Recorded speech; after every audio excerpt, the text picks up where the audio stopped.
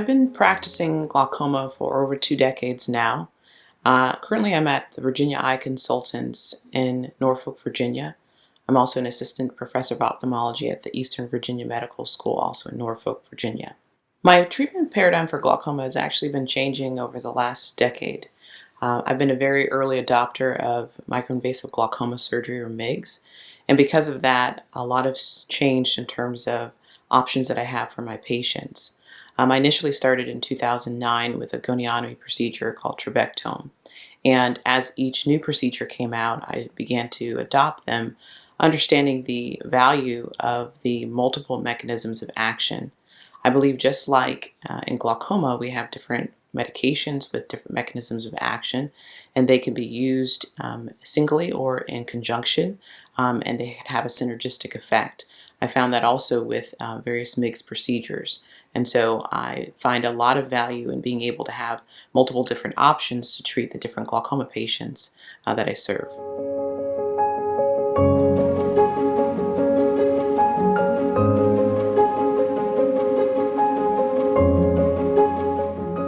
For example, as I'm examining a patient, different anatomy and different kinds of glaucoma can help us to understand what their mechanism of action might be, or how we can manipulate the mechanism through certain MIGS procedures in order to get lower eye pressure. So having various mechanisms are very helpful. For example, I might decide to do one type of minimally invasive glaucoma procedure. Let's say I do a stent in a patient combined with a cataract surgery. And let's say that the patient's pressure lowers but doesn't lower to the extent that I need to reach target. I have done MIGS after MIGS where I've used a second mechanism of action with a different MIGS device and be able to get additional pressure lowering. Sometimes when you look at the angle, there could be certain secondary characteristics that allow you to know that a certain procedure may not be the best.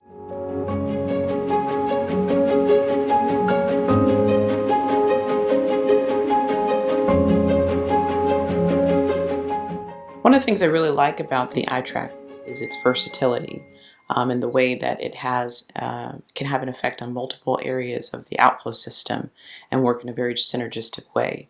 For example, the iTrack is entered through the trabecular meshwork into Schlemm's canal.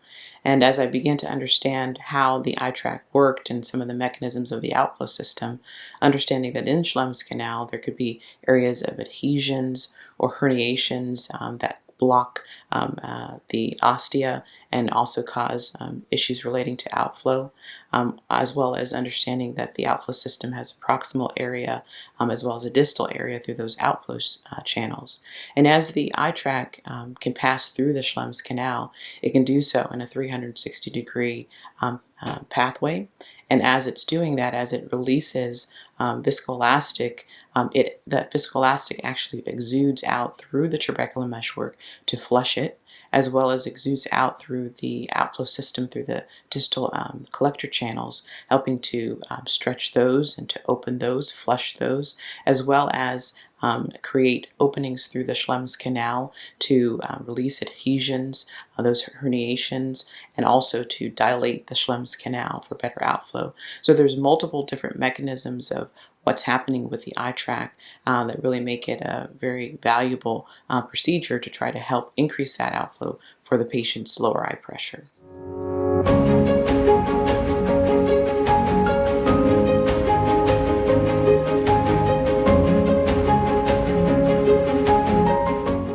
Well, I think that iTrack is really beneficial because it's almost like an organic procedure, because you're not really putting anything in the eye or leaving any kind of device in the eye. You're leaving the tissues really as intact naturally as you could with any of the procedures. So you're basically trying to enhance what is already naturally being done. So the Schlemm's canal is supposed to be open. So if there's adhesions, you're helping to release them.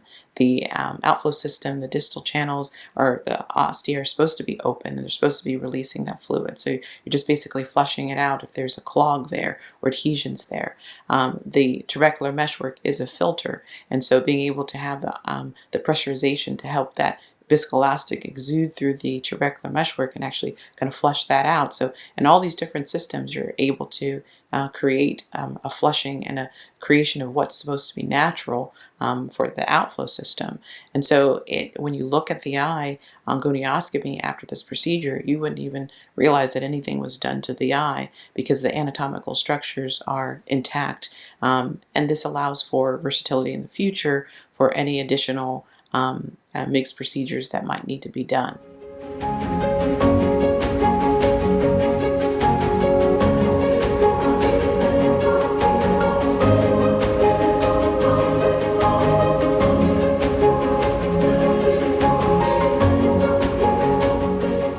I've used both procedures and still currently do both procedures. There are some differences between the two. With the iTrack ab-interno canaloplasty, both of them emit viscoelastic during the procedure.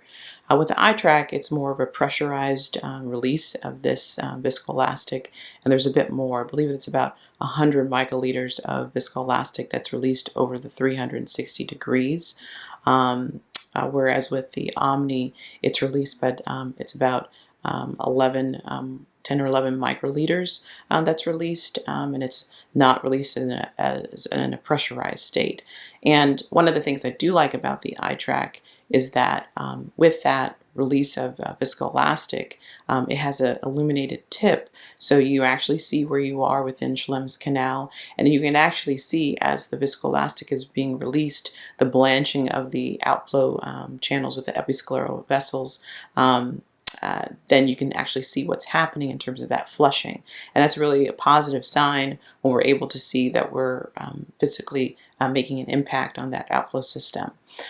With the OMNI device, because you're looking at the gonioscopy view while you are releasing the viscoelastic, I'm not able to see the ability, any changes that are happening with the blanching.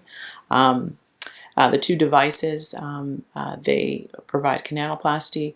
I will say that the iTrack, there's a few more steps involved in order to release, to set up to release that viscoelastic, whereas the OMNI device is a little bit more straightforward in terms of its entry and the number of steps in order to do the procedure.